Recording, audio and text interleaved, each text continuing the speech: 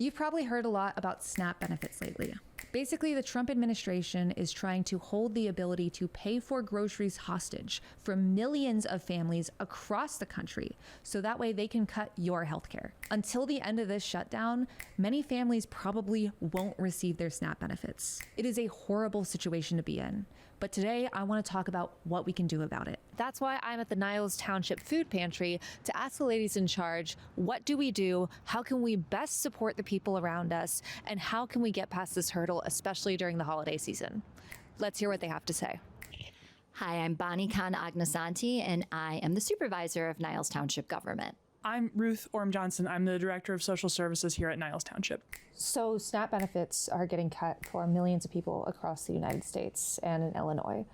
What does that mean? What are the concrete effects that people are feeling, and what can they expect to feel? In Niles Township, we are serving about 3,500 households as their primary food source, coupled with SNAP, which is now gone. And the president today said that he does not intend to make up those payments, even though there was a judge ruling that said that he needed to. People are going to go hungry. There are going to be families who can't buy food when they need it. And because of the shutdown, we have panic at our food pantries. We have panic phone calls in my office. We have folks who are very, very concerned about what the future holds. And we have a bunch of social workers with no answers. What is the best way that people can help folks that are losing their benefits right now? The best way to help is through cash donations, and I'll tell you why. We are a 501c3 and a government entity, so we don't pay sales tax, so our dollar can just stretch a little bit further than somebody at the grocery store. We have the capacity to buy in bulk, so we're also able to get discounts. I read once that for the price that you're going to pay at the grocery store for one jar of peanut butter, we can get a case. So we can stretch that dollar so much more. Additionally, we have a grocery store style food pantry. Really important to us that the people we're serving have the dignity of choice, and they get that when we're shopping for them, knowing what they need. We don't know who has a nut allergy.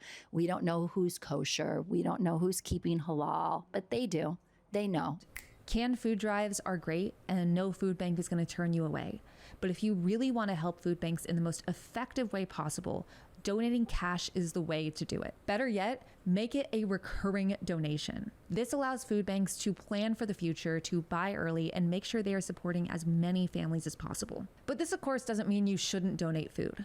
But I do recommend that if you want to do that, look at community fridges. There are a ton around the district, and they're essentially a 24-hour service where anyone can just go in and get food, no questions asked. And then there's also the stuff that's not food. If you are somebody who just really, really, really wants to help out a food pantry and give a tangible item, we really always are asking for diapers and for feminine hygiene products, because those are things that we're not getting discounts on, and that there is very high demand, high need, and they're just expensive in everybody's cart. Additionally, one of the best times to donate material goods or even cash is in the middle of the month.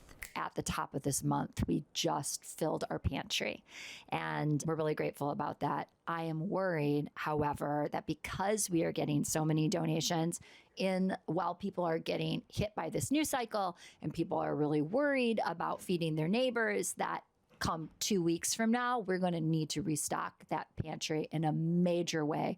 Monday, I could not open. There was full to here. Yeah. So that shows you how much you've given away in 2 days. Jesus.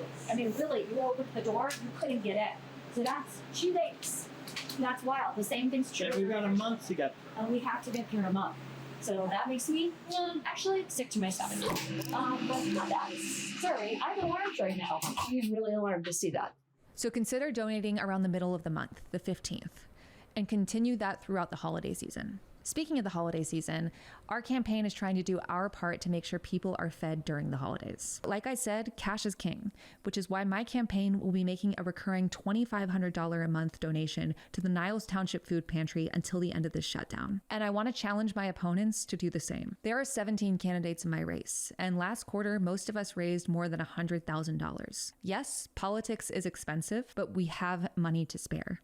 I am asking you to feed the community that you want to vote for you. So I am challenging all of my opponents and everyone else to make a recurring monthly donation to a pantry in the district. And if you need help right now, go to the Greater Chicago Food Depository website. There are pantries all around the Chicago area, and they do incredible work. I also encourage people to look for pantries with low barrier to entry. This means that anyone can get help. It doesn't matter what race or religion, or even if you're housed, you can be fed. This is a really hard time. It's really dark, but it also means that you see the best in humanity. We see more help, we see more love, and we're going to get through this together.